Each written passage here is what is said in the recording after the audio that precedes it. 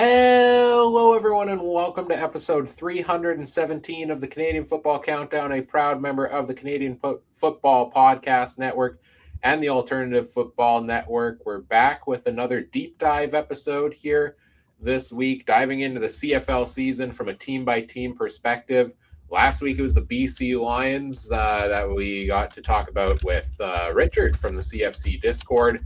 And this week, we're talking about the other Cats team. It's the Hamilton Tiger Cats this week, episode 317. Hamilton Tiger Cats CFL season deep dive. It's just me from the CFC crew here tonight, Ryan, but I'm joined by a very special guest who I'll introduce in just a quick moment here. Of course, the Canadian Football Countdown is brought to you by our presenting sponsor, Game Time TV. You can learn more at GameTimeTV.ca or Facebook.com/GameTimeTVMB. If you're joining us live tonight, send in those comments, send in those questions throughout the evening. Now let's bring in our guest here from Hamilton Sports Central, also Canadian Football Central, talking lots of CFL, lots of Hamilton Tiger Cats. He's decked out in his Ticats gear, head to toe. Rick is here. Rick, how are you doing tonight? Can't forget the helmet. He's got the helmet and everything. Perfect. I'm ready to go and coach. Just put me in. I'm doing well. I'm hoping you won't need the helmet for tonight's activities of just podcasting, but you know what? Safety first. You're all set up and ready to go no matter what. That's right. Happy to have you joining us here tonight. Second appearance, I believe, on the Canadian Football Countdown. We had you on the past, Talk Fantasy. Of course, you are our fantasy champ in the CFC season number one, I believe, in the first inaugural season, and what a run it was that year. And so we had you on once in the past. Happy to have you back now to talk through everything Ticats here tonight. Let me finish the housekeeping notes first. As always, we want to acknowledge that the Canadian Football Countdown is brought to you from Treaty 1 territory, traditional territory of the Anishinaabe, Cree, Ojibwe, Dakota, and Dene peoples, and the homeland of the Métis Nation, as well as from Treaty 4 territory, traditional territory of the Cree, Dakota, Lakota, Nakota, and Métis Nation.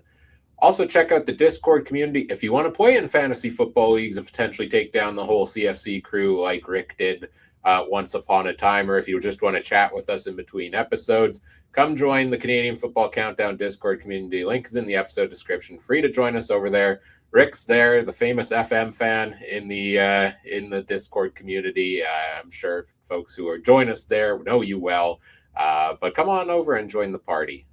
You got anything to plug on the Discord perspective? I like to hear from the members of the community. Try to sell it for us.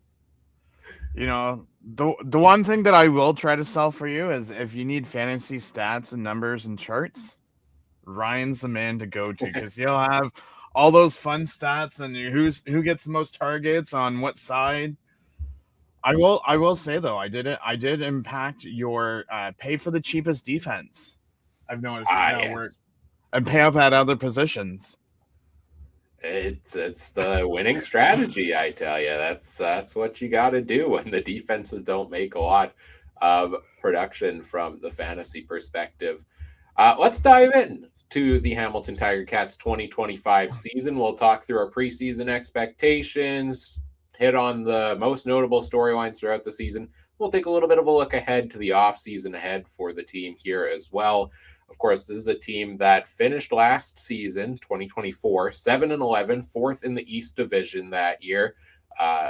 Once again, a really slow start for the team, as had been the case for several years in a row, and then all of a sudden turned it on late in the season, but not enough to make the playoffs. And boy, did they load up in the offseason coming into this year.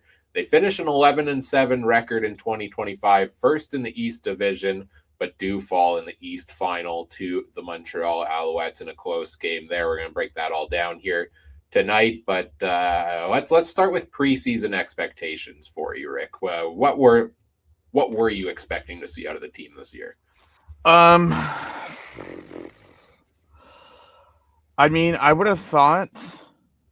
Now you're talking about after training camp, correct? Sure. Yeah. Okay. So first off, I was not expecting Kenny Lawler to come to Hamilton. I'll just be straight up. I definitely did not see that coming. You would have thought that they would have spread the touchdowns around more than just what they did. The other thing that I noticed going into the season, like I kind of expected top two in the division because I mean with Chad Kelly still out, Ottawa hasn't been the greatest over the last few years. I knew at least we could get top two. Did I think that we're going to finish above Montreal? No. But with the way that Ted Gavea was building the team, you could sense it in the stands that, this could be the year, but unfortunately it wasn't. It wasn't meant to be this year. Eventually it will come. Eventually it'll come. Trust me, as somebody from Winnipeg, eventually it will come. The streak will be broken. It does end eventually. I was much the same as you on my preseason expectations for the team. I think a lot of people were high on them, had them again top two. A lot of people putting them at number one in the East Division. Not a lot of faith in Nick Arbuckle out in Toronto. Probably had people putting Toronto lower, and oddly enough, Arbuckle wasn't the problem at all, but that's the conversation for Argo's deep dive episode. But reasonably having the Ticats ahead of them, having them in that battle with Montreal, hard to really buy in on Ottawa after the way they tailspin the year before. And I think there was some doubt potentially in Davis Alexander because he was a fresh face, so to say, as in terms of a starter in Montreal. So I think there were expectations for Hamilton to be pushing for first in the East. I think I might have had them finishing first in the East in my preseason predictions, having them go off to the Grey Cup, which, yeah, like you said, was not meant to be. But I think the reason everybody was higher on a team, which, could have seemed a little crazy to think, oh, yeah, this team is definitely a top two team given the 7-11 and fourth in the East finish the year before. But it was all of the additions they made in the offseason. Ted Gavea comes over from Winnipeg to be the GM in Hamilton, puts his stamp on the team in pretty remarkable fashion with the number of guys he brought in throughout the offseason, a lot of them former members of the Winnipeg Blue Bombers who he was associated with. And then so much of the storyline for the Ticats this year was the Ted Gavea story. Unfortunately, his battle with cancer, and very, fitting in a not the happiest way, of course, that the night they are doing the Fort Ted night with the game to honor him is the night he passes away the morning of the game, and the rest of the season kind of being dedicated to him from there on forward. So it's hard to talk about the Ticat season without, I think the first spot we have to talk about is his impact on this team and how they played this year. What to you stood out as the most impactful offseason additions they brought in? So I will say, so there's two different spots that I see. First off, I don't know, not the hardcore Ticat fans, but those fans wouldn't realize of how much in the background was changed. Like, I'm talking about, like, upper management was changed. A bunch of those people went to Ottawa, and they brought in new people, so, like, new scouts, new upper management. I mean, there's still some people that are still here, but still, those people he brought in. Impactful. Offense, I would probably have to say Kenny Lawler. Yeah. Ones that I definitely did not see coming. On defense, there's a few of them. One is Philip Osai. Definitely did not see him coming with, what was it, 6 sacks in the season. Yeah, he was fantastic. There was Braxton Hill. No one saw him coming the way that he did. Devin Versek, our first overall draft pick. No one thought that he would have had the season. And let's give honorable mention to the veteran himself, Julian Hauser, who would have thought he would have had 13 sacks on the season. Yeah, those are all great impacts, and a lot of them being on the defensive side of the ball there. Yeah, Verisek, fantastic rookie season for him this year. I remember that, watched him get injured in that one game and holding your breath after that one, because you hate to see a Hate to see such a brilliant young player getting carted off, but he ended up coming back, I think, later in the season. Correct me if I'm wrong. It was like the next week.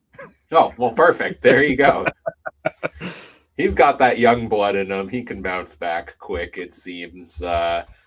Yeah, Kenny Lawler is obviously the big one on the offense. Like, this is the prized fish of free agency, one of the top receivers in the game. And you really saw the impact of Lawler early in the season, especially where Bo was just chucking it to him day and night, really. And especially that Argos game in, I think, week 7, where he just completely took off. I think it was 45 fantasy points. I don't know what the exact numbers on the day were, but I think there were 3 touchdowns involved in there.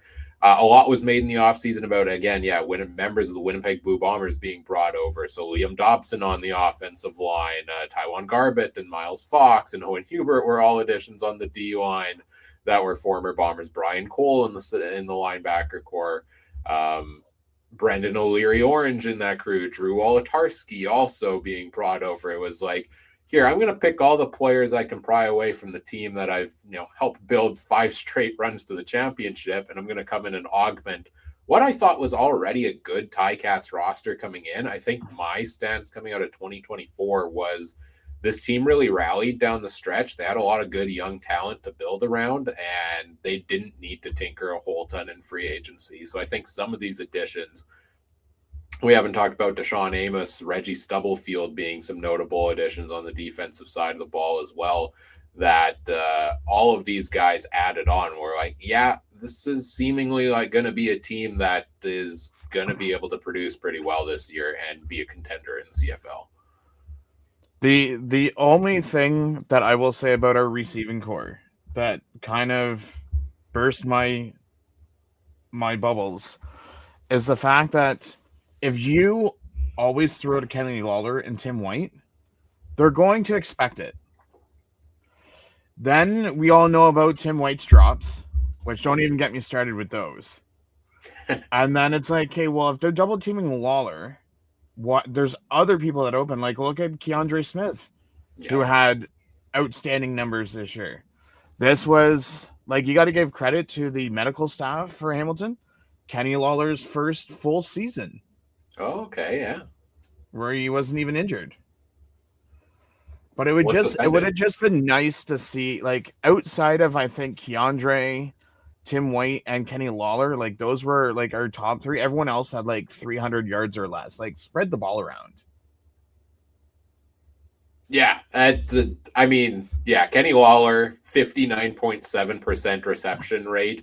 Even if they catch on, like, Bo's going to throw that ball up and hope Lawler comes down with it, and he's going to come down with it often enough, even if it's not a good rate, that it's probably going to be a net positive for you, even if he's being double, triple teamed, because that's just the kind of player he is. But you're right. It seemed like they were really top heavy offensively this year with Lawler, White, Smith, etc.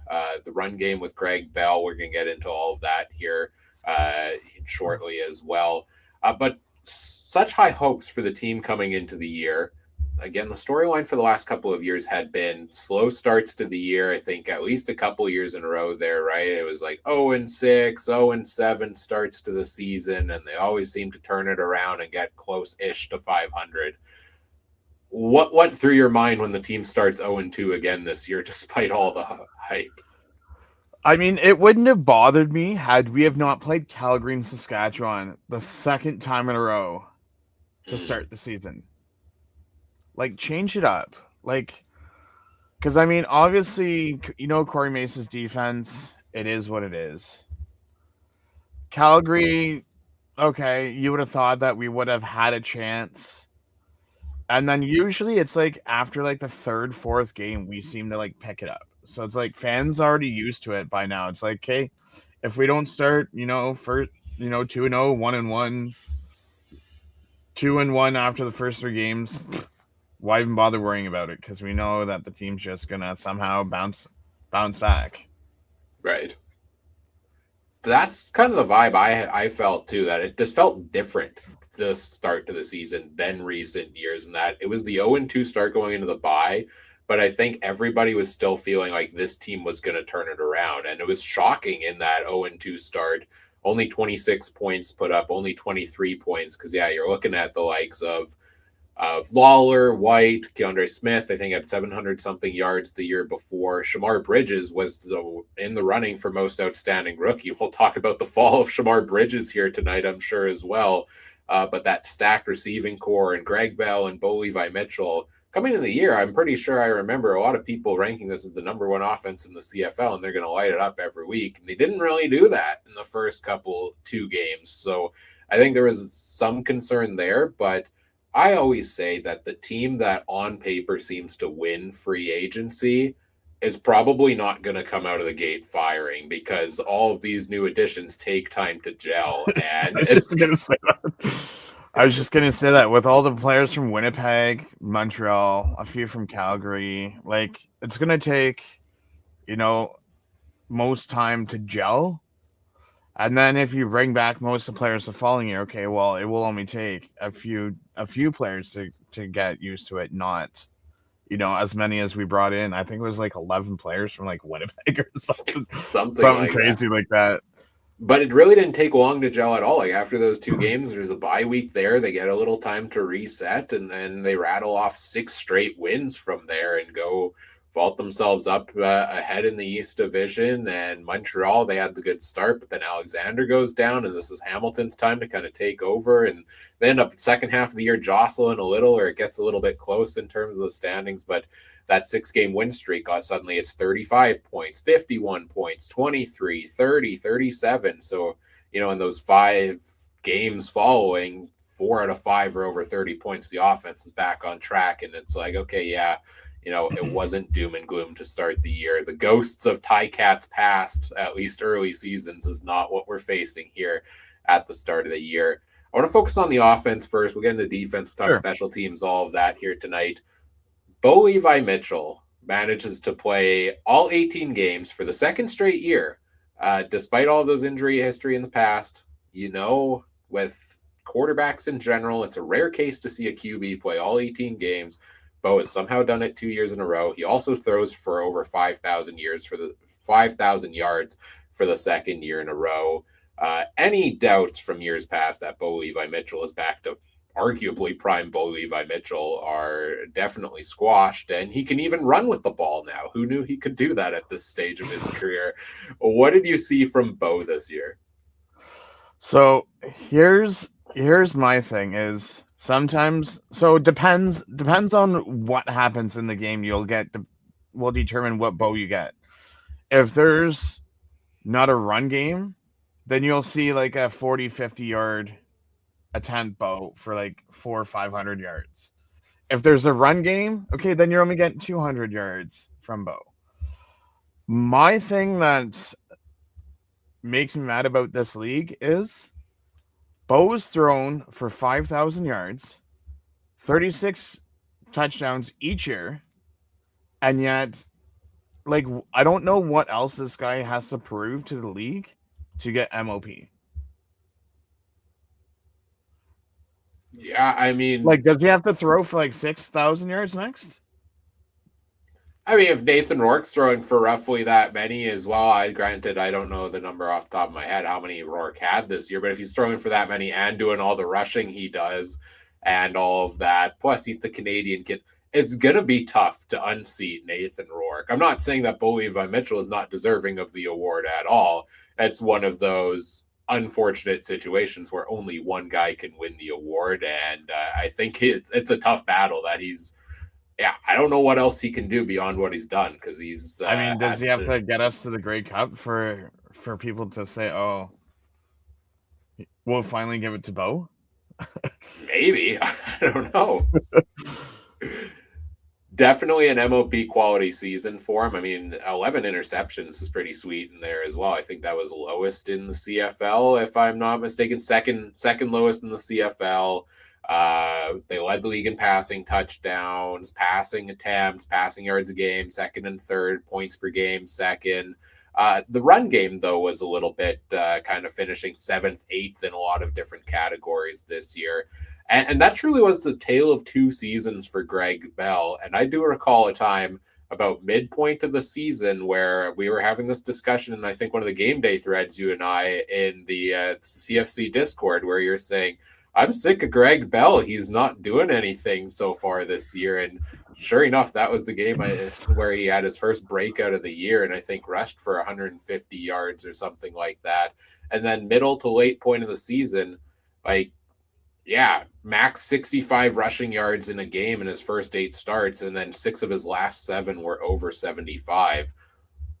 Do you have any idea, like, what shifted midway through the season that this team that had been predominantly pass suddenly decided to switch to let's start giving Greg Bell the ball? I don't know if you've noticed it, but if you ever watch a Ticat game and Greg Bell's the running back, watch him when he's right beside Bo and he goes to run, he doesn't get as many yards.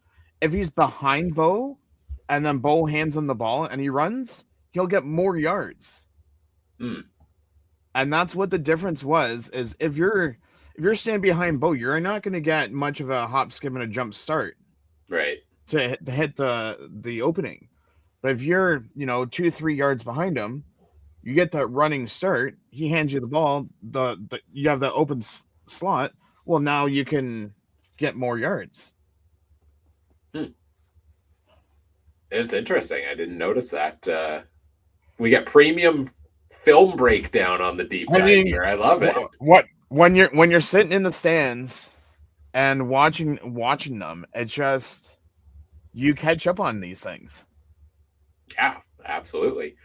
Yeah, Greg Bell, great season for him in total. He passed the 1,000-yard mark despite only playing 15 games. He had 426 through the air, 74 targets, 62 receptions.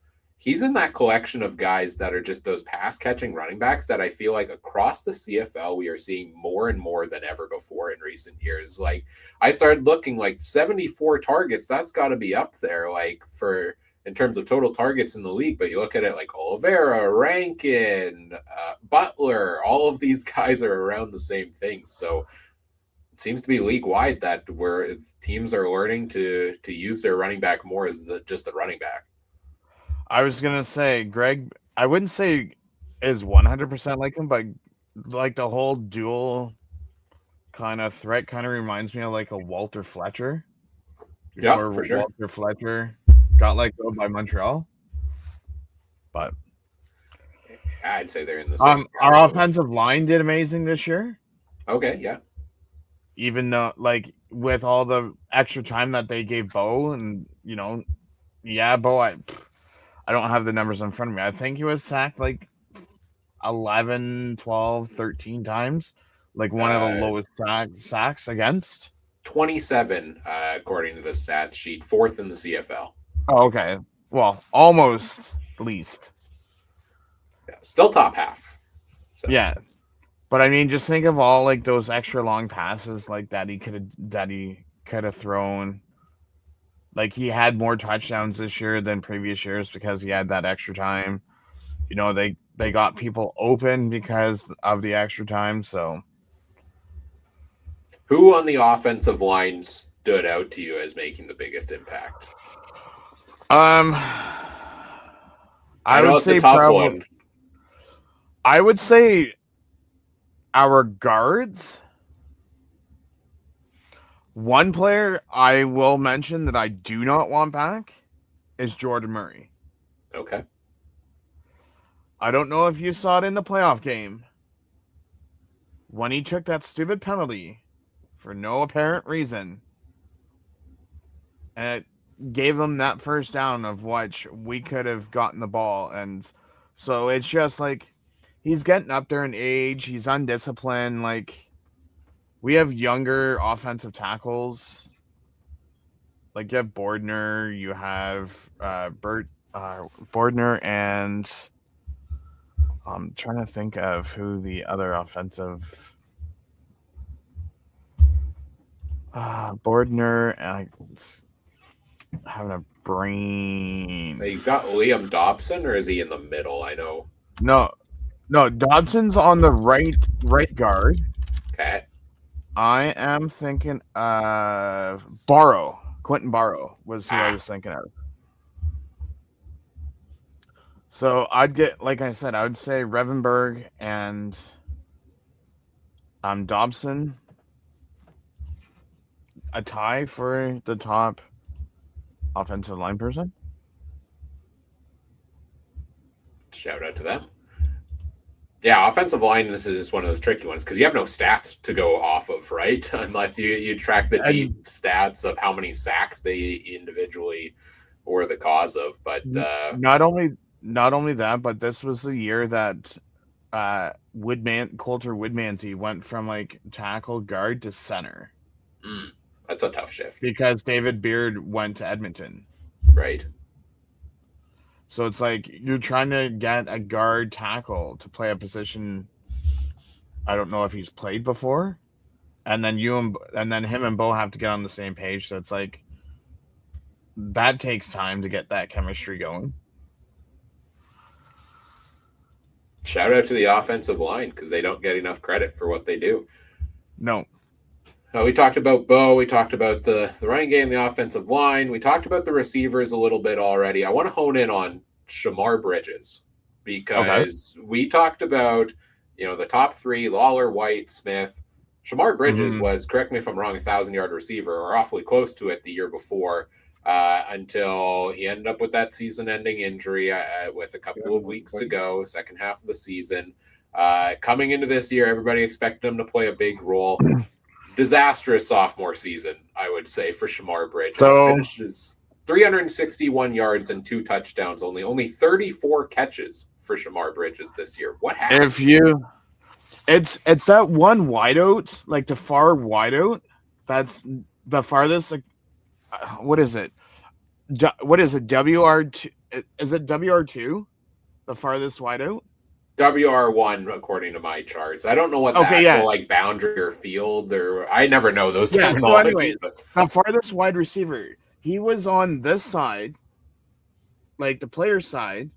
I think it's like no. So Scott, it goes wide receiver, slot back, and then slot back, wide receiver on this side.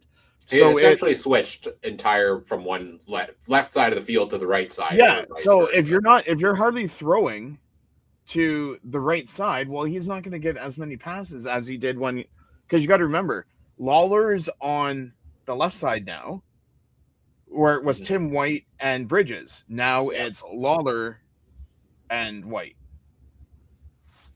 So when you're hardly throwing to that side of the field, obviously you're not going to get many passes when they're just throwing to Smith, White, and Lawler.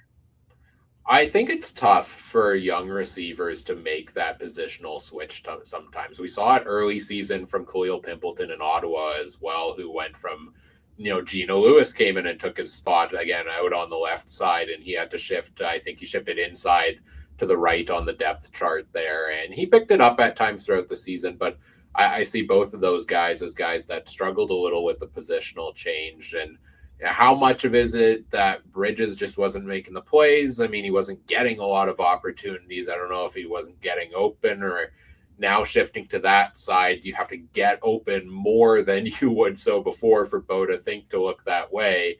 And also somebody like Lawler coming in and getting 144 targets. Well, somebody's going to lose targets in the process. And unfortunately, Bridges was that odd man out. And yeah, it really seemed like a tough year for him, and I'm hoping he gets that bounce back. And I remember thinking at some point in the season of like, it would be so much better if you just moved him back to his natural position, mixed him into the mix every once in a while, and he might be more productive. And to get somebody else out there on that side as well. That's where I felt with the receiving core, like they were really strong up top, but the depth at times wasn't there. Brendan O'Leary-Orange at his moments, Shamar Bridges at his moments. But other than that, outside of your top 5, you've got Tyler Ternowski with 119 yards as the next you've got up on the depth there. Keep in mind, this is probably the healthiest our receiving group was. Yep. Like they signed Drew Wolodarski. He dressed one game, he didn't even get a pass. Yeah. So, I mean, like Bridges is a free agent this year. Wolodarski's back. I didn't even know he signed a 2-year deal because I couldn't find anything saying otherwise, and no one has him listed as a free agent. So hopefully he'll get more.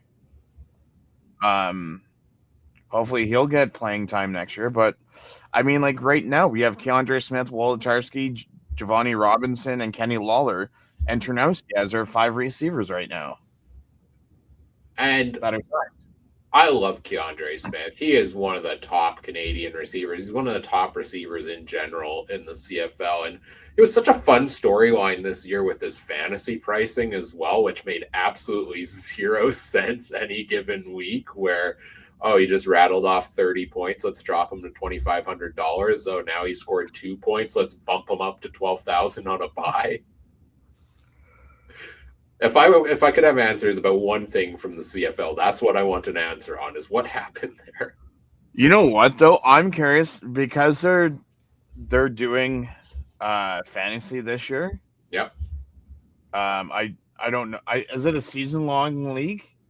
Is that I don't have any insider info, of course, but my perception has been that they are adding in season long functionality for CFL fantasy, but I don't expect them to get rid of the week to week game zone fantasy. okay? I was gonna say, I'm just curious to see what if there's gonna be pricing or how they're gonna do it for next season for the week to week, because it's like the first couple of weeks, it's anyone can go off, everyone's the same price, and then it usually takes like 4 to 5 weeks Yeah.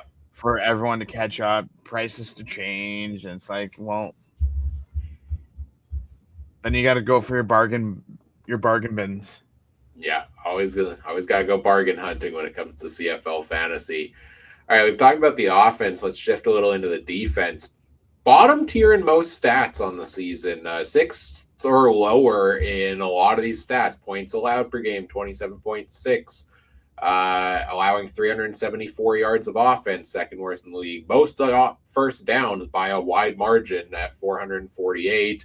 The rushing defense, 111 yards per game allowed. I think that's one I want to take deeper into, is talking about the pain points of the rush defense for this team. But they were also top tier in the league when it came to a few notable stats, which was led the league in interceptions, third in the league in fumble recoveries, first in the league in total turnovers, first in the league tied in terms of passing touchdowns allowed, and 30 plus yard completions. They were second best in the league, so they kind of locked it down there.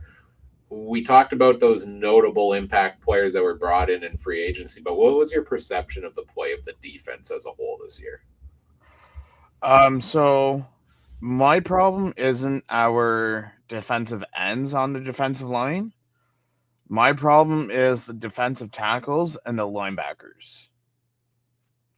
Because obviously, we don't need to worry about secondary because they had the most interceptions. And, with Amos, Peters, Cachetones, Talbert, Moxie, okay, I'm not worried about them back there. I'm more worried about the will linebacker, the middle linebacker. Stubblefield plays Sam, so I'm not worried about that. So it's just the will linebacker, middle linebacker, and the defensive tackles. Because if you can't get pressure on the offensive line to get through to the quarterback, you ain't getting sacks, and you're just gonna let the quarterback sit back there all day long and just have a field day and just throw deep balls and get touchdowns. Yeah, that really seemed like the struggle for the team was the run defense. I said it week after week down the stretch of the season. I was very strongly opinionated in the sense that this team is going nowhere in the playoffs because they can't stop the run, and it seemed like it didn't matter who the running back was. They were rattling off 100-yard games against them. Now, they actually, and we'll get to the playoffs in a little bit, they actually in the playoffs shut down the run game pretty well in the end of things, but a lot of weeks that was okay. When we're talking again from a fantasy perspective, pick the running back playing against Hamilton because they are going to produce, whether it be touchdowns, rushing yards, etc. It was a great matchup for running backs to face off against this defense, and they remind me a lot of the Winnipeg Blue Bombers bend but don't break defense that Trey hates to hear me talk about on the podcast over the last couple of years, because that's what the stats show us. Lots of yards given up, right? Yes, points given up, but again, passing touchdowns, least in the league. partially because a lot of rushing touchdowns came against them, but limiting the big completions, forcing the turnovers, let them drive down the field, but then force the key turnover. And I think that's the middle ground we saw between this defense throughout the entire season, where suddenly, there were some games where, hey, they're going to give up a lot of yards, but they're making that big key turnover that's going to shift the tide of things and be enough to carry them over the top. I was even surprised, we were probably one of few teams that was able to shut down Davis Alexander in the playoffs. Yep. I wasn't expecting that, but I mean, anything's possible in the CFL. Nothing ends until you see those zeros on the clock. Anything's possible in the last three minutes, which I know to expect as a Ticats fan. It's never over until it's over. So definitely, I think, run defense for me. We're going to talk about the offseason outlook in a little bit. That's an area to focus on. You talked about the different positions to focus on related to that. We'll get into that more. Special teams, shout out Mark Leggio, who set a career high in field goals made and field goal percentage, 92.9%. Only missed 4 field goals, only missed 2 converts all year long. He's come such a far way from his first season in Winnipeg, where folks were essentially running him out of town. What did you think of Leggio this year? I mean, the good thing with Mark Leggio is, even if you're at the 30-yard line, the 25 to 30, and it's okay, we didn't get our first down. You can always count on him to go out and get you points when you need maybe to get points on the board. It's not like you have to say, oh, well, we don't have confidence in our kicker, we're going to keep our offense out there. Right. Yeah, that was definitely the case. It's exciting to see him have that kind of turnaround, because I thought he got such a raw deal in Winnipeg. They ended up trading, I think, that's when they traded for Castillo, I think, the 4th round pick to get his rights from BC or something like that to bring him back in. And I mean, Bomber fans aren't mad seeing this, because they have Castillo who can kick 60-yarders when they need him to.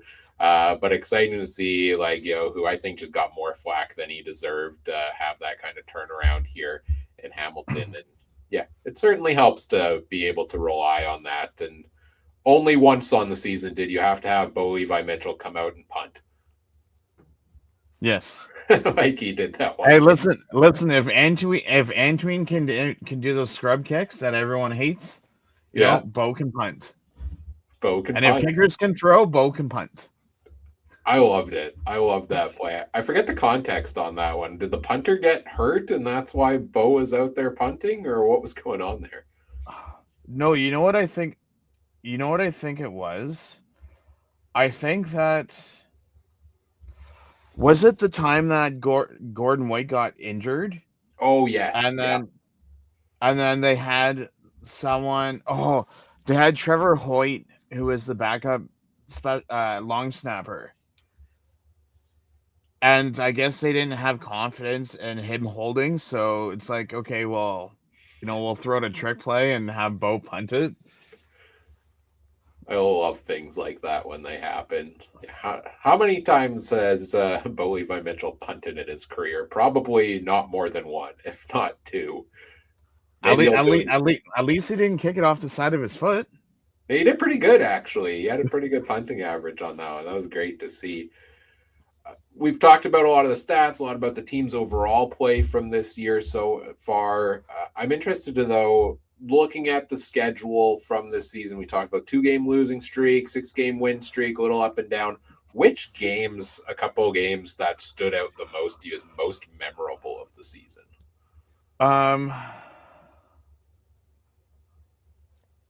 So I'm gonna bring up... I don't know which one the first one was, because there's 2 of them that I was gonna bring up.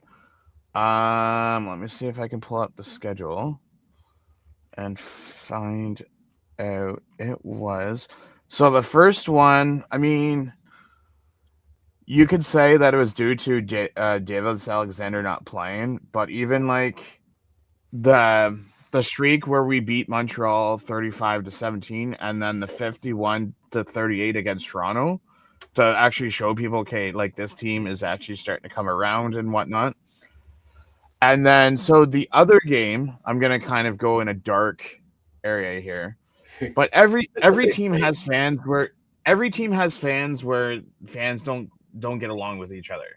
Right. So the night that we had the Ted Gavea ceremony thing, obviously he passed that way. I've never, I don't want to be rude and say this, but when Ted died, like you seen like the whole Cat Nation come together. Mm. And like it wasn't people hating on, Tim White because he's dropping balls like everyone else is. It wasn't because of this. Like I'm sure when, I don't know if you watched it but when they had that moment for Ted, and like when everyone held up the Ted Gavea rally towels, like the whole stadium came together as one. That was pretty sweet. I think I might have bumped my microphone. Hopefully, people can still hear me. No, I heard you. Okay, good. I never know. Sometimes I bump it and then it's not clear if I bumped it in the right spot to turn it off or not. So I just wanted to make sure I cleared that up before we went too far down that path. Absolutely agree with you. Like that game took on an entire different meaning. Do you remember which week that game was? Yeah, that was the game that we played at home against Winnipeg. Okay, yes. That was That would have been week 15, the yeah. 32-21 win. Like, you cannot ask for a more, like I said, symbolic, memorable game than that. Honoring Ted in the game where his current team is playing against the former team. He passes away the morning of. It was a beautiful moment caused by, a tragic loss that really brought everybody together. I think league wide, we saw the 410 shirts across the CFL throughout the rest of the season, different coaching staffs wearing them and stuff like that. And yeah, that was definitely an emotionally charged game. And for the team to be able to come out and rally to a big win in that one was wonderful to see. Then you got to include McMaster and then Alcadia, his other alpha male or alpha fraternities from his university and his teams that he coaches. They all came down. So it's not just like two teams battling against each other. It's like two teams as a whole come together. Right. That's the beautiful thing about the CFL is moments like that are ones that I love the most when we can see, it's more than just a game, but there's still a really good football game that was played underlying all of that night as well, to hit it all home in there. Yeah, kind of both games against Winnipeg stand out to me as memorable. The other one, not so good standpoint for the Ticats, was a couple weeks later in week 17, the 40-3 loss in Winnipeg. That happened to be the only game I actually made it to in Winnipeg this year. So that was a pretty good one for me to show up to, where the Ticats just looked lifeless completely in that game. And this was a team that's coming off a 3-game win streak, is in a pretty good position to carry things over a Winnipeg team that have been struggling to really cement themselves in the East Division. And they just looked lifeless completely, offensively, defensively, struggled across the board in that game. But then they bounced back the week after. And I mean, the defense struggled pretty hard with that 40 points they allowed in that game against Winnipeg, and then came back in that game against Toronto. And that defense was just a nightmare for, I want to say it was Jarrett Daggy at QB for Toronto in that game. And I don't know if I've ever heard a player mentioned as many times as I heard Philip Osai's name in that game. And I hadn't watched a ton of Ticats games so far in the year. And so I didn't know a ton of who Philip Osai was. After that game, I knew who he was because I think he had 3 or 4 sacks in that game. He was a monster all over the field. And the team put up, 8, 9 sacks, forced a couple turnovers, I want to say, in that one, and really came back with hey, no, we are still a contender here in the East Division. That was a bad game against Winnipeg. Don't sell us short. Yeah. trying to think if there's any other that stood out. I mean, yeah, that 6-game win streak early in the season, followed up by, I mean, I'm sure it must have been memorable. I don't remember the specifics, but a 41-38 overtime loss to BC in week number 10 sounds like on paper it was a fantastic game. Of the 3 games against Toronto, 2 of them being over 45 points. With a lot of points. Because the third one, we lost by 2. Oh, you know what? Yeah, that was the one where they threw to Brissett, and then Larham came out and kicked the game-winning field goal. That was Kate. That one was the most memorable game of the. I mean, I guess you could argue it wasn't the most memorable because it took me this long to remember it. But in hindsight, yes, that one was such an incredible football game because just like 10 seconds before that, the Ticats rally all the way downfield and Bo finds, I want to say, Lawler in the end zone for the go-ahead score there. And then Toronto marches back down the field, couple of plays, and crazy finish, crazy final 3 minutes. When you talk about, never counting your chickens before they hatch in the final 3 minutes, or being familiar that things can change on a dime, that was definitely one of those. Yeah, because after Lawler scored that touchdown, there was 18 seconds left, and they threw to Brissett for 62 yards down to the 4-yard line. Insanity.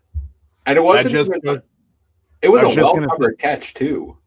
Yeah, like, I don't even know how he caught that, but, like, that just goes to show, like, until that clock strikes 0, anything can happen. For sure. Yeah, their schedule looks at, like, overall really up and down. 2 losses, 6 wins. 3 losses, 3 wins. And then trying to kind of trading to the end of the year, like, loss, win, loss, 37-point loss, 18-point win, 17-point loss. Like, who are these Ticats? And then 20-point win. Like, who are these Ticats coming into the playoffs? I don't think any of us truly knew, I guess, at that point in time.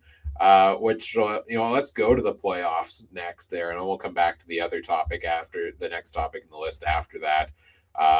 They get the first round bye. They managed to finish, I think, 1 win ahead of Montreal, get the bye. They seal the deal with that week 21 win over Ottawa. Montreal comes in. Everybody's riding the high of Davis Alexander off of what he did in that game against Winnipeg. Bo Levi Mitchell, this offense we're rolling the whole time, and yet we get a 19-16 loss, I think, on a last-second field goal. Take us through your thoughts on that overtime, or not overtime, that playoff game. It's just like, I don't know what it was, but like neither team could get things going.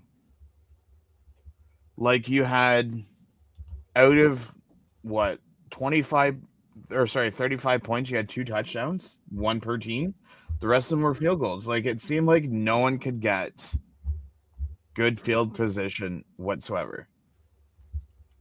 Like, you had Kenny, they tried to go to Kenny Lawler all the time because the year before he had those 3 touchdowns against Saskatchewan.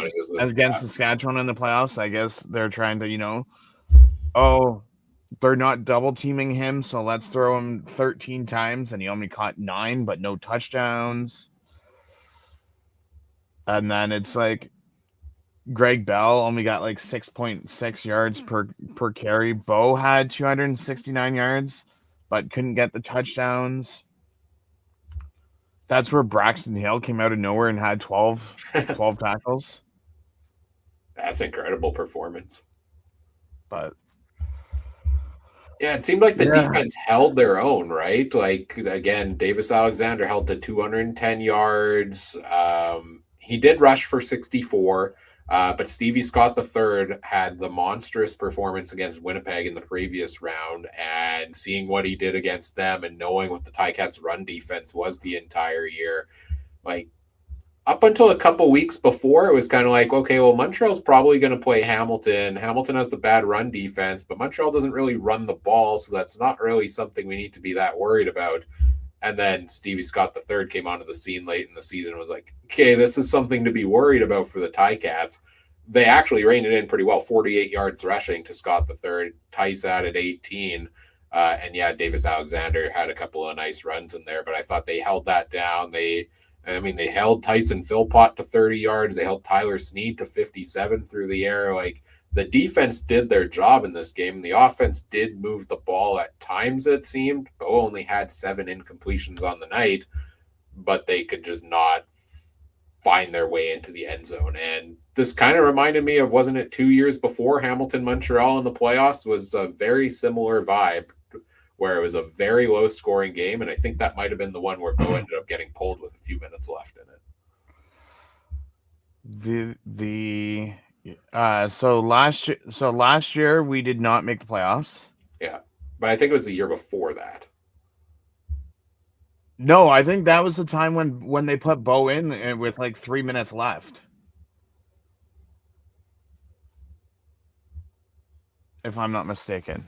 They might have pulled him and then put him back in or something like that. I feel like something like that happened 2 or 3 years ago, where it was same thing. People expected a lot of offense at the time, and there was no offense to be had between these two teams that were struggling.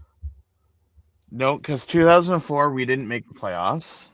Yeah. So 2023. Yeah, we lost the semifinals 27-12. Okay. That was a little more high scoring, I guess, on the Montreal side than I thought. But even this year, just looking at it, it's like, other than the Winnipeg-Montreal game, every other playoff game was by 3 points. Yeah. Yeah, it was Whereas close playoffs weeks before that, anyone could get any points. Like, it was just, scores were all over the place. Yeah, and they came close. Like, it came down to that last second field goal at Montreal, and you're facing the quarterback that had never lost in his career beforehand, and to bring it down to needing the last second field goal, I thought it was impressive throughout. Though, like, I had Montreal winning that game coming in, and yes, it was weird that a lot of people had the team that was technically the underdogs on the road as kind of the favorites, just based on the momentum that Davis Alexander had. And the Ticats played them a close game. Unfortunately, Rick, once again, it's not to be for the Hamilton Tiger Cats. Another season, another missed opportunity. The drought continues for the team, but a promising season for them nonetheless. Before we move into the offseason stuff, one topic I like to touch on with each of these deep dives, and I think we've talked through a lot of the names tonight, so I'm not sure if you have other ones that come to mind, but unsung heroes for the team. We talk about the the big names, the Lawlers, the Bows, guys like that a ton, but who that we maybe haven't talked about tonight is somebody you want to shout out for their performance this season? Ones that I will say, and we are going to go back to the defense. So I want to make sure that I pull up the actual CFL numbers, because my numbers are a bit off. Ones that are still currently with the team, I would say no one knew who Kyler Fisher was before this year. He's another one that had almost 70 total tackles. He was, if it wasn't for Kyle Wilson getting released, Kyle Wilson would have been up there in tackles.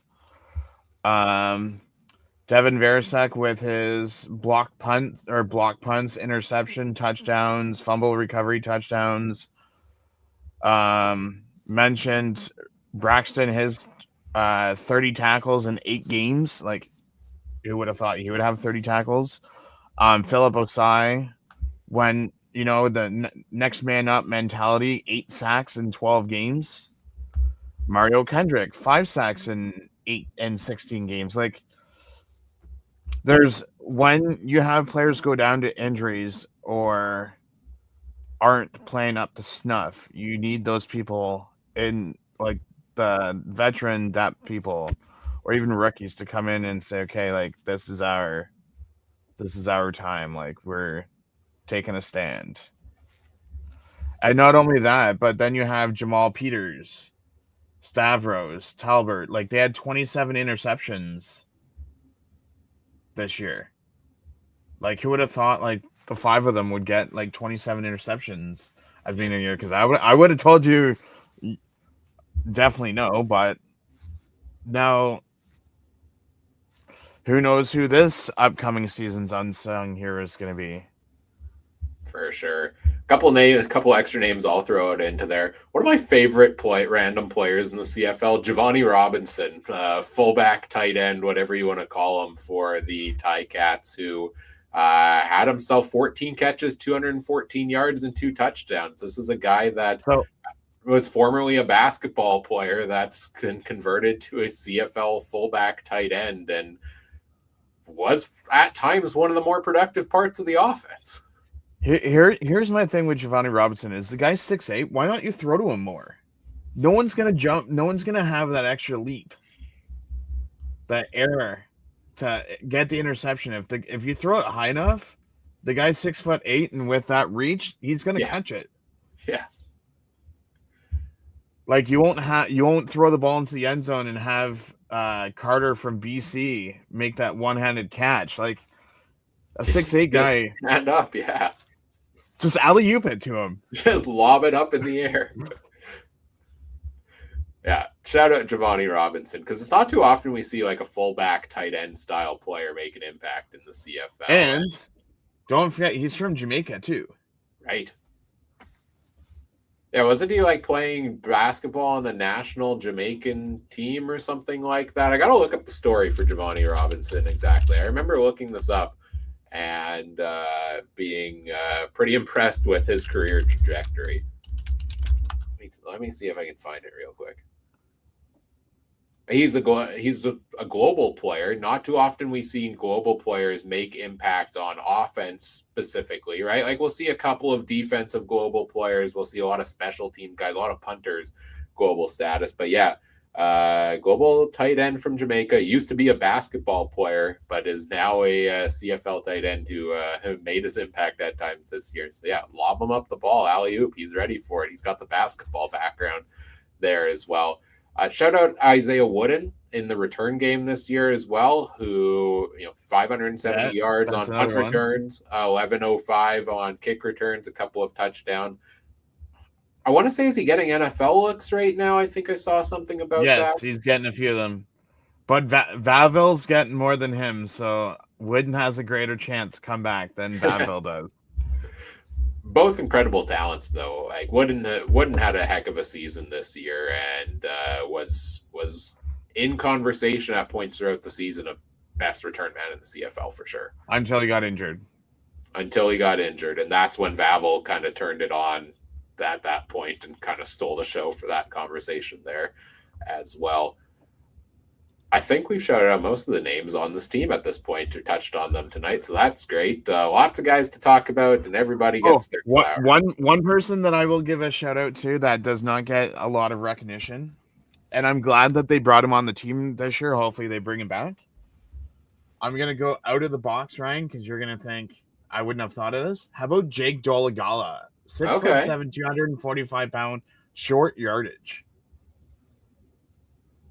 I mean, he didn't get as many, touchdowns as like a Dustin Crum or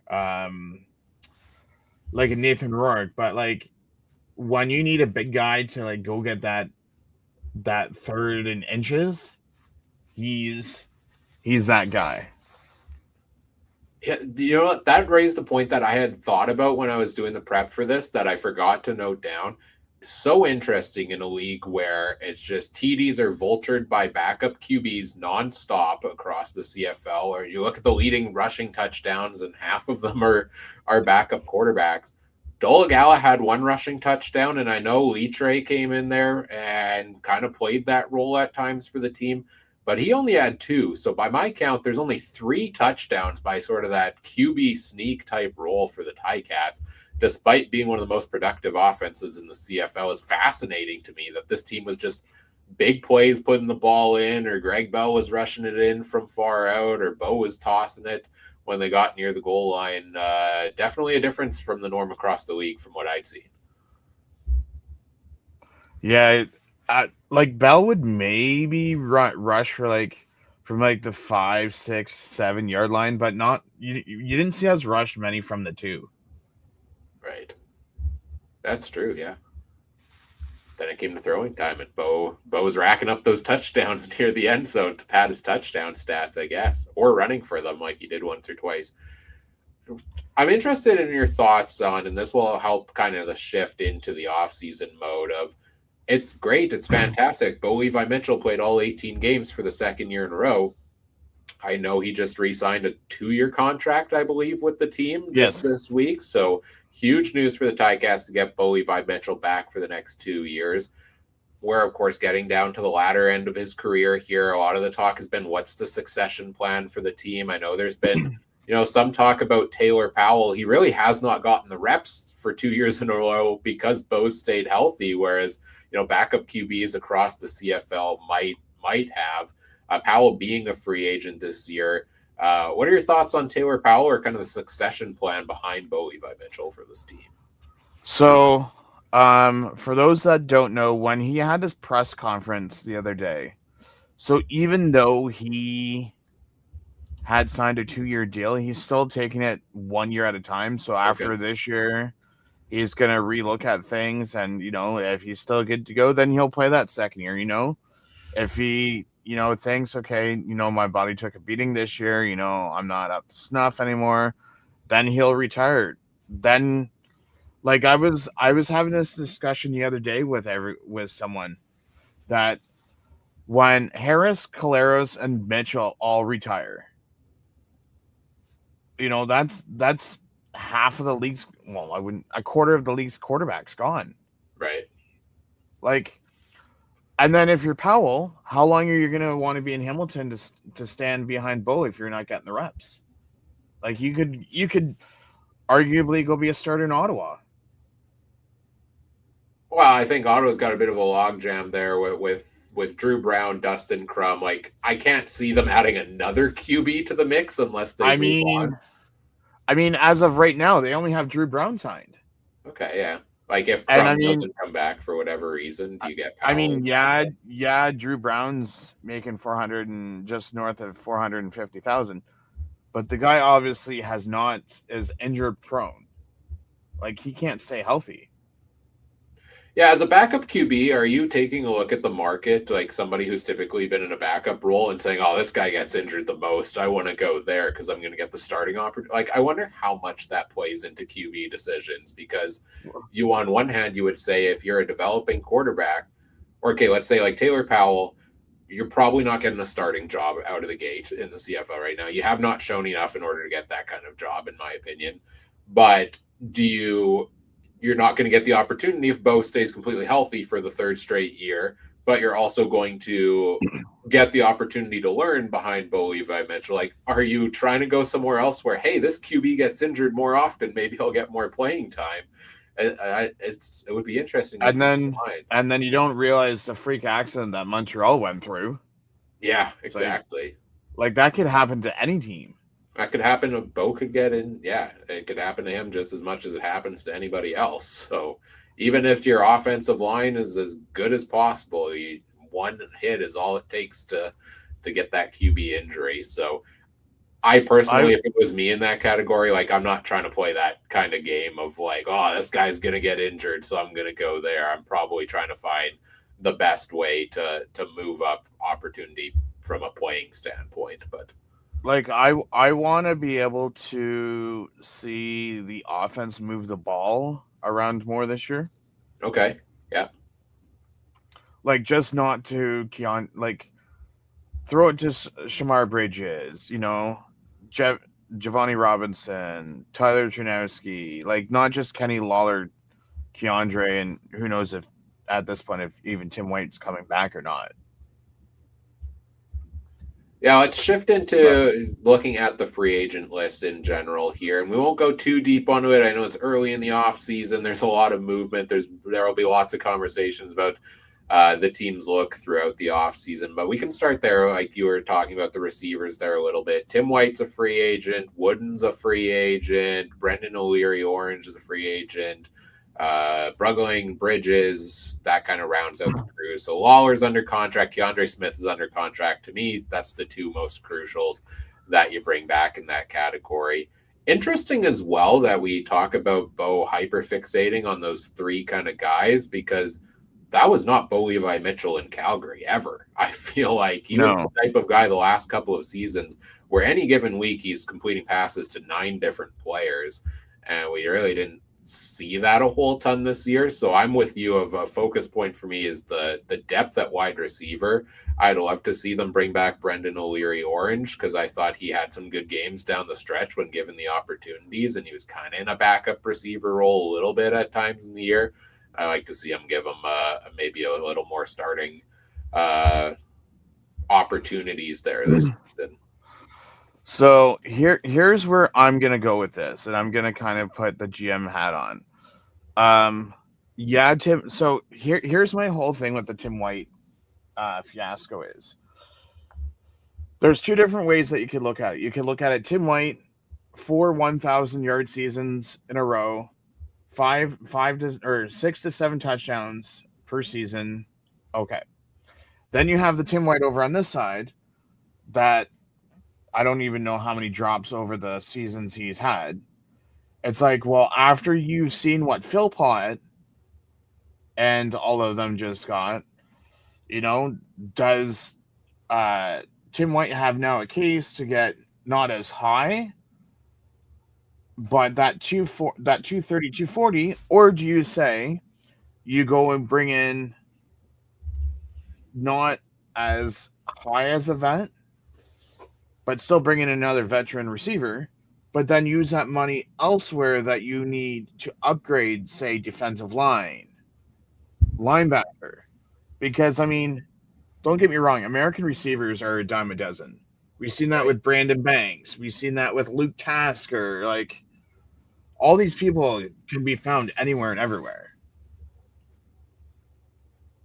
I don't disagree. It's an interesting conversation and definitely a focal point of our watch on this team throughout the offseason is, Tim White has been, that standout Ticat guy at receiver for, like you said, 4 straight 1,000-yard seasons, in conversation for best receiver in the CFL, top 10 receiver, definitely can be. And is the team willing to move on from him? And what does that receiving core look like? What else for you stands out is what's the focus this offseason for this team? I think you said pre-show 20-something free agents for them. Last year, I thought they didn't need to do a whole ton. They ended up doing a whole ton. So I'm interested to know this isn't a player position standout. I want to say this is more of like a league-wide thing. I'm pumped to see more multi-year deals. Like I've seen more 2-3-year deals than I've seen 1-year deals for re-signing players. So if things are looking up and up for the league, sign people for longer term deals, because nothing I hate more as a fan than going to buy someone's jersey. They're here for 1 year and then they're gone. Yeah, I won't put a name on a jersey. Like I do not have a name on a jersey for that reason. If I'm getting anybody on there, like it's probably a legacy name type of thing, because player movement too often, right? I like to see that as well. That's exciting to see. We've seen a lot of those bigger contracts in years past, more years, more length on them, guaranteed money on them. It's exciting to see that kind of shift around the CFL, and it'll make for an interesting balancing of the books for teams this offseason as well. Defensive side of the ball, again, I need to see this team focus on the run defense. I cannot have them come into next year again and week 1, who are they playing week 1 next year? Montreal at home. You cannot have Stevie Scott III come in and run and rush for 150 on this team in week 1, for example. Next year, I want to see a shift in the run defense there as well. Would be the most notable impact for me. And while the defense came up with those big plays, like I think there is tinkering at receiver that you need to do a little bit, like we talked about, but for a defense. While they came up with the big plays, they also gave up a lot. I would love to see them trend upwards in a lot of those statistical categories. So I'm investing in the defense this offseason if I'm the Ticats. Any other thoughts on free agency ahead for the team? So I will put it this way: it's going to be an interesting January, only because there's so many free agents left out there. Like if you think about it, Ryan, we're what, December 16th now, 14 days left in this month.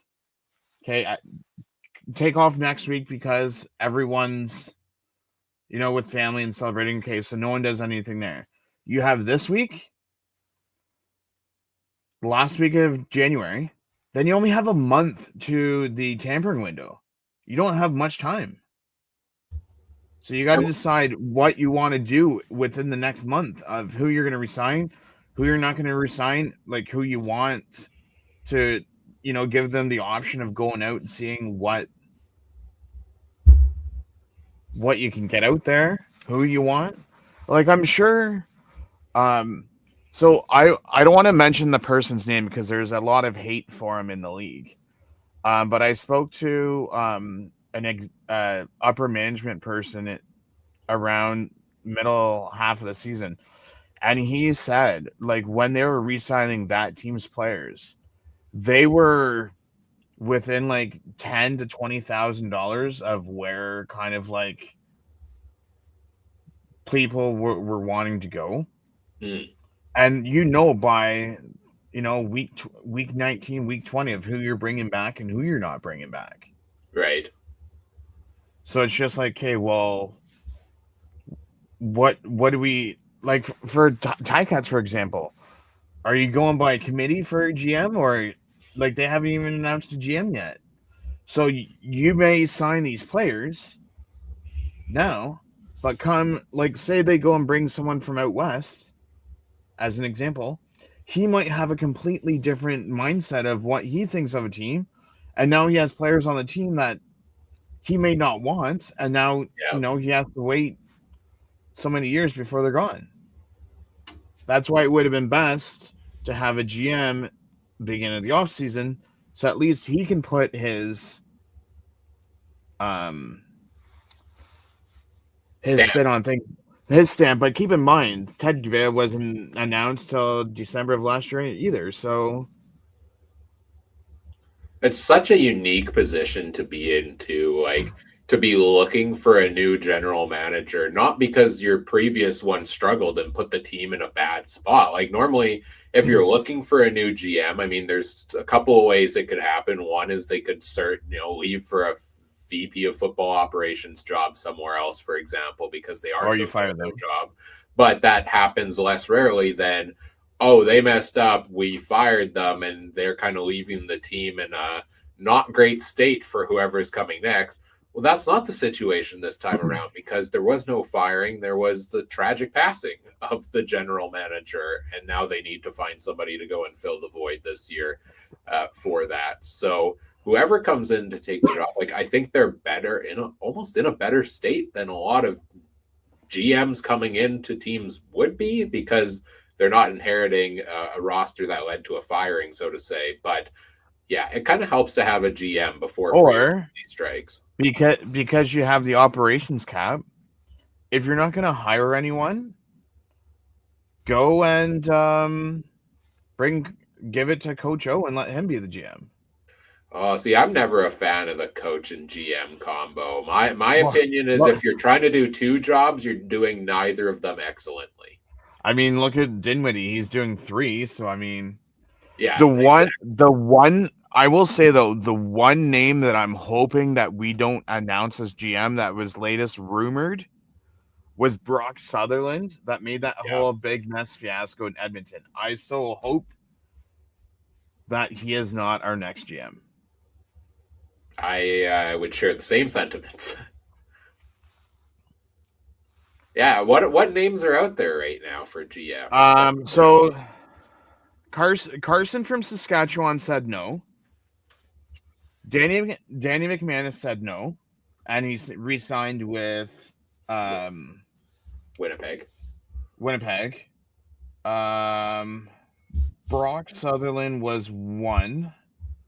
I'm trying to think of. See, it's not like where Three Down comes out with like a long list of like candidates, Right. but at the same time, it's not like there's other teams that I'm not going to mention who tried to go hire people, and a lot of people, every person that they tried to hire said no. Right. It's just Carson wanted. I think he's the assistant GM in Saskatchewan. They just won a championship. I'm sure they want to run it back. Um, who's the one in Winnipeg? It's not O'Shea. It's Walters. yes, Walters. Walters and McManus have a tight relationship, so it's not like I honestly don't even know who they're gonna bring in. It's just it would just be nice that they do it soon so that that person can focus on Right. like right now. Like right now, it's Scott Mitchell, Orlando Steinhoward, and the scouting team that's kind of like working as a group to put the team together. That's Yeah, what I'm you saying. Do definitely. they go by the committee or do they go as like one GM? Yeah, you definitely want something in place there before free agency. Although it wouldn't be the first time a team has entered free agency without leadership at the top of the organization. After all, just a couple years ago, the Alouettes didn't have an owner as of like 12 hours before free agency day, and they went And on they to win couldn't sign players. and they couldn't sign players, and they ended up going on to win the cup that year. So it worked out okay for them there. As we wrap up with our season review here of the Ticats deep dive Yes. into them, anything else about this Ticat season that you want to talk about? So those people who have not seen it, so I would go on to the Hamilton Ticats YouTube page. Hmm. There was an excellent Made in the Hammer documentary following them from training camp all the way to the playoff game. Keep in mind, I will give you the heads up. I don't know if it's 2 or 3, but the Ted Gavea one you're gonna want Kleenexes for because Okay, man, that yeah. was the most brutal episode to watch. But it was a great series. So I mean, they're only 30. Like the first 4 were like 30-minute episodes. The last one was 21. So I mean, it's a nice little documentary if you want to go watch it. Nice. Yeah, check that out. I love that kind of stuff. I know the folks out in BC with the Lions do a great job of documentaries and like video footage for the team and producing stuff like that as well. More teams putting out content like that, please, because it really helps with giving the inside access to the players and the humans on the team outside of just what we see from them for the hour a week or 3 hours a week out on the football field. So definitely check that out as well. 11-7 season for the Ticats, first in the East. They fall in the playoff round, but I think a promising season for this team, an interesting offseason ahead for them. But at this point in time in December, I'm feeling pretty comfortable about their ability to finish top 2 in the East once again going into next year. Because Montreal should still be good, but Ottawa is, you never know, can they keep a quarterback healthy? And Toronto just has the nightmare schedule situation going into next year. So, hey, you got an extra home game, Rick. Congrats. I mean, it wouldn't have made a difference if it was 2 in Toronto or 2 in Hamilton. Toronto home games are home games for us, anyways. That's true. You do travel well. You do travel well. All right, let's wrap things up here. So what's coming up next on the podcast? So we're actually going to be back in just a couple of days. Myself, Adam, and Trey are going to be back talking about the CFL schedule. So good segue into that, I guess. That schedule came out last week. You can go and check that out. And we have some thoughts because it's a very interesting schedule. So we're going to break it all down, talk about the most interesting pieces from this season's schedule. So look forward to that coming out Thursday night. We'll be live 10 p.m. Eastern time recording that one, which you can subscribe to our YouTube channel to get notified when we go live for that. Of course, you can find it on all your podcast feeds late that night as well. And then after that, we get into, much like the teams that are going to be quiet on the movement front. Next week is holiday time. It's the Christmas season, so no new episode of the podcast next week. Taking time off for the holidays. Might see if I can squeeze in another deep dive last week of December. We've done, I think, 4 so far. We've got 5 more to fit in before free agency hits here yet. So it's crunch time because free agency is the start of February. But I'll see if I can fit that in. No promises, though, but for sure, early January, the deep dive series will resume and more podcast coverage to come from the Canadian Football Countdown for that. You can get notified about everything we've got going on by finding us on social media at CF Countdown Pod on X or Blue Sky and Facebook.com/CF Countdown Pod as well.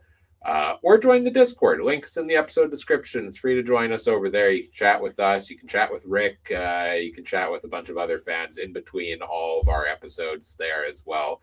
Always fun to chat with folks in the Discord community. Check out all the other great shows from around the Canadian Football Podcast Network at CF Pod Network on X, Alternative Football Network shows at the official AFN on X or alternativefootballnetwork.com. Rick, it's been so fun having you here tonight to talk through everything about the Ticats. It's been a great discussion. Lots of fun. I'm just gonna drop this little tidbit for you guys on Thursday. Sure. If you take a look at the Ticats' last 5 weeks, 2 against Edmonton, 2 against Ottawa, and a bye. Perfect start to the playoffs. Great. Perfect. I do like that Edmonton and Ottawa play each other in week 1. So one of those teams has to win in week 1 this season after they've been bottom of their respective divisions, it feels like, for the last couple of years. But it's been great to have you here chatting through the Ticats. Besides in the Discord, where can people find everything else you've got going on these days? Plug whatever you like.